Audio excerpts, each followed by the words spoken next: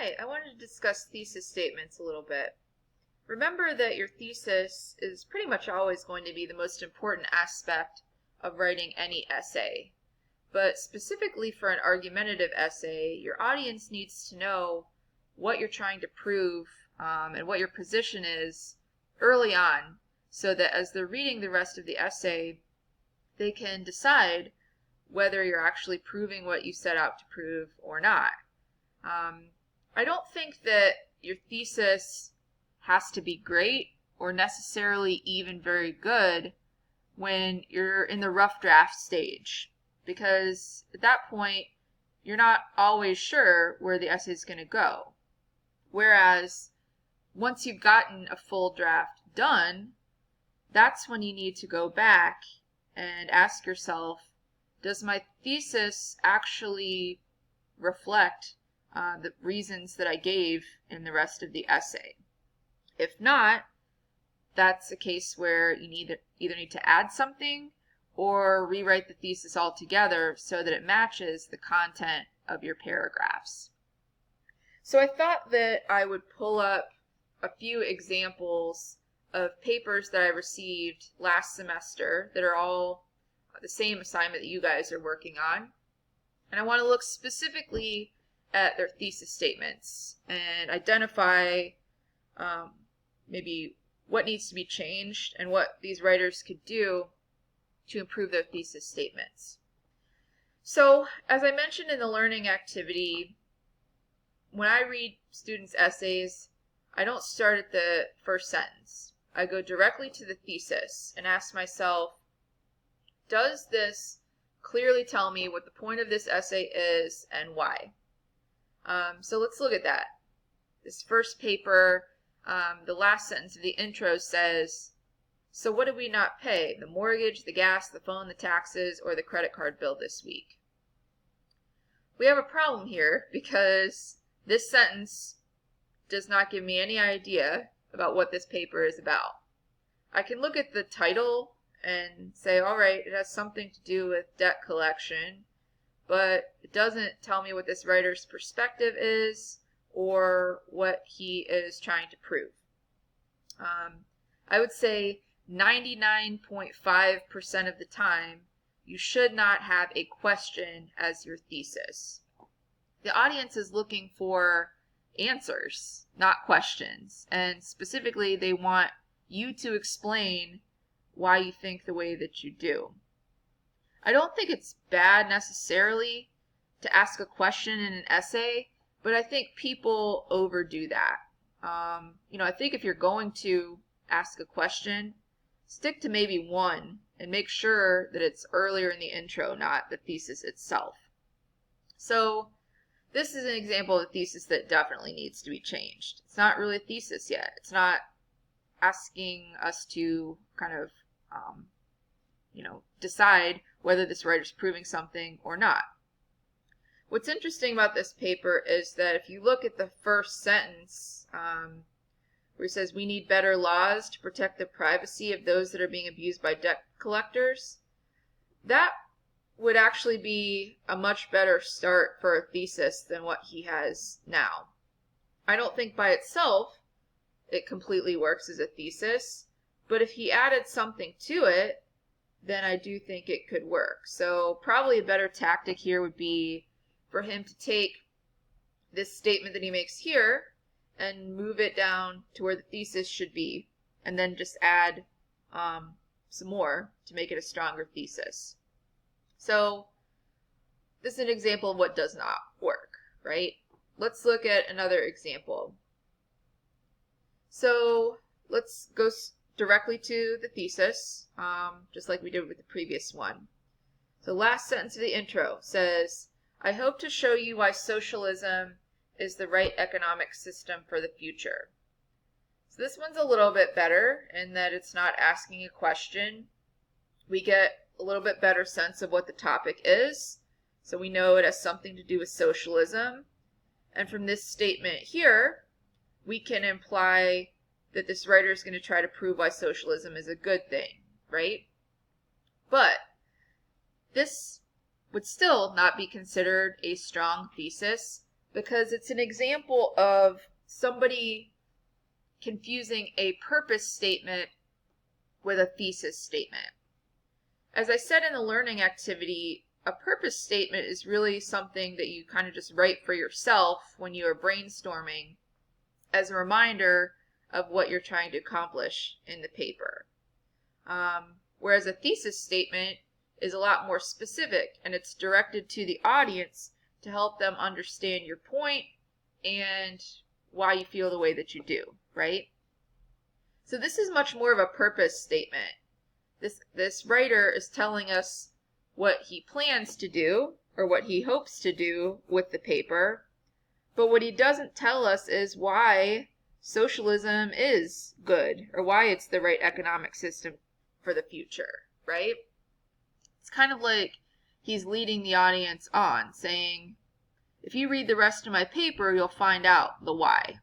And again, as an audience, we want to know up front what those reasons are. We're going to hear about them in more depth in the body of the essay, but that thesis should really be like a specific preview of what we're going to find later. I guess I understand why people do this.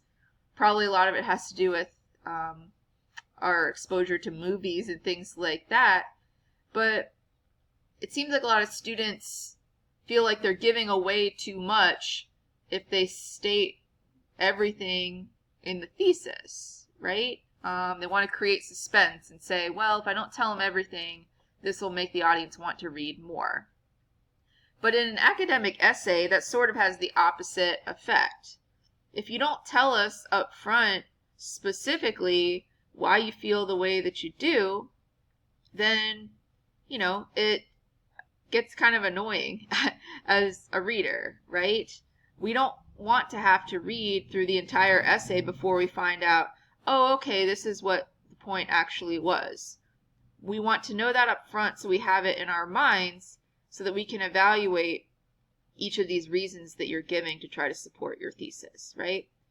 So this one is closer, but it still needs some work. It specifically needs that why, those reasons why socialism is good. Let's look at another example.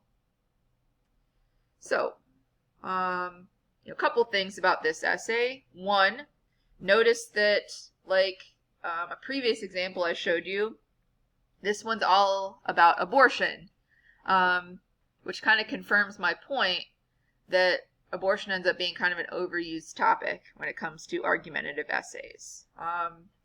The other thing to notice about this essay is how long this introduction paragraph is. It doesn't end until the top of page 2. Something to keep in mind is that while you don't want to have an intro that's just a couple of sentences long, it's also not good to have an intro that's really long. You want to get to your thesis sooner rather than later. And when you write an intro paragraph that takes until page 2 for the audience to finally figure out what your thesis is, that's just way too long.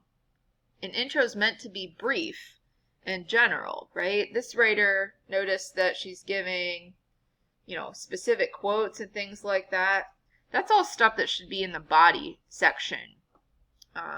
Leave that specific information for the body and keep the intro brief and more of a condensed version, right? So let's go directly to this thesis, though. The top of page 2, she says, women under the age of 18 should be allowed to have an abortion without parental consent. And we do have a spelling error at that word consent. So of the 3 that we've looked at, I think this thesis is the best, but I still don't think that this thesis is an A-level thesis. Let's talk about what's working first, though. What is good is that this writer makes a very clear statement of her opinion. Women under the age of 18 should be allowed to have an abortion without parental consent. That's good. We get a very clear sense of what this writer's trying to prove. What's also good about this is this writer uses the word should. Like I mentioned earlier, this argumentative essay, it really helps if you can include a should or should not in your thesis, because that automatically shows the audience that you're trying to make an argument, right? We would have a different feeling about this, I think, if this writer had stated her thesis as, a lot of women under the age of 18 wish they could have an abortion without parental consent. Something like that, it's not making an argument, it's just making a statement, like, a lot of women feel this way. So as an audience, we don't know what the writer's perspective would be if she'd said it that way, right? A lot of people feel this way. So what? That's just a fact, right? So by adding this should, she's ensuring that she's making an argument. She's saying this should happen and I'm going to prove it later in the essay. So those things are all good. What's missing, though, is the why, sort of like example number 2. She not only needs to state her claim, she needs to give us a general sense as to why she thinks minors should not need parental consent to get an abortion. So keep that in mind. When you're writing a thesis, it really should have those 2 parts, a claim or opinion, plus a reason or reasons why you feel the way that you do. And that's what's missing here. So, a good way to kind of make your thesis more specific is if you suspect that it could be made more specific or particular, or if you feel like the thesis is not stated as clearly as it could be, is to take a look at the reasons that you used and use those as a way to come up with a good thesis. So what I did was I just looked through this writer's whole paper and sort of jotted down what her main reasons were for why she thinks minors should not need parental consent to get an abortion. So when you guys are looking back at your papers, if you finished a complete draft, you can look at the reasons that you gave and maybe think about what they have in common. Or even in the generating ideas stage, if you do a good job with that, kind of jotting down ideas, look at those and identify what's similar about them and use that as a way to come up with a general thesis statement. So let me show you what I did here. I pulled up a blank Microsoft Word document and I just started typing out the reasons that this writer gives in the paper. One reason she gives is it's the minor's body, she should make decisions about it. Fine. Another one is the minor has to deal with the physical and mental stress of having a baby, not the parents. That's why she should get to make that decision. The parents' decision might not be what's best for the baby. They're thinking of the birth, not necessarily the life as a whole. So again, they're thinking short term, but not necessarily how this is going to affect the minor over a lifetime.